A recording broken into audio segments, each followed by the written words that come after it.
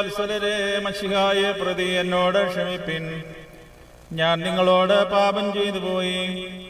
സ്നേഹത്തോടും ആത്മീയമായ ഐക്യത്തോടും പൈതൃകമായ സ്നേഹത്തോടും കൂടി ജാഗരൂകനായ ഇടയനെ പോലെ നിങ്ങളെല്ലാവരോടും ഞാൻ കൽപ്പിക്കുകയും നിങ്ങളുടെ മുമ്പാകെ നിലത്ത് കുമ്പിടുകയും ചെയ്യുന്നു.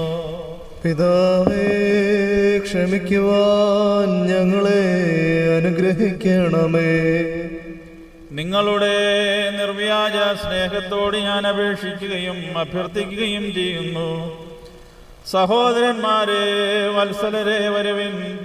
ദൈവം നമ്മോട് രമ്യപ്പെടുവാൻ വേണ്ടി നമുക്ക് പരസ്പരം രമ്യമാകാം.